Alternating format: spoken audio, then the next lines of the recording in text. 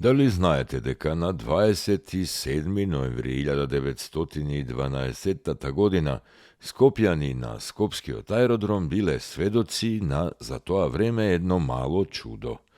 Од тогашниот Скопски аеродром полетал воениот авион марка Дукс, произведен во Москва. Авионот спакуван во делови. Дел по дел бил донесен од Русија, најпрвин во Белград, а потоа во Скопје.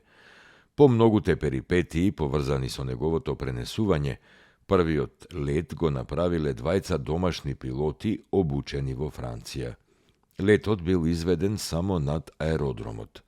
На тој прв лет присуствувале и многумина скопјани, меѓу кои и председателот на општината Спиро Хаџи Ристич, кој одржал пригоден говор.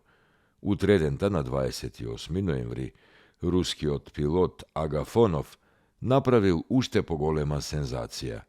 Го надлетал целиот град Скопје на височина од 1200 метри и предизвикал бура одушевување меѓу скопјаните.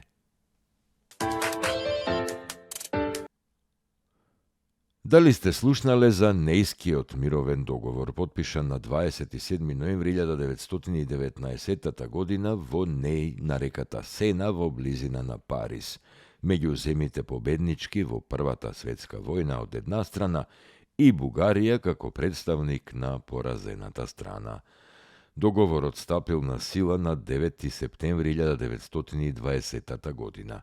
Според овој договор, Бугарија требало да ја предаде Западна Тракија на Антантата, која пак ја доделила на Грција на конференцијата во Сан Ремо, прекинувајќи го на тој начин директниот излез на Бугарија на Егејското море. Размена на население, која не била задолжителна, следела меѓу Бугарија и Грција. Бугарија требало да отстапи површина од 2563 километри квадратни на својата западна граница со кралството на србите, хрватите и словенците, Југославија, да ја намали својата војска на 20.000 војници и да плати репарации од 100 милиони фунти.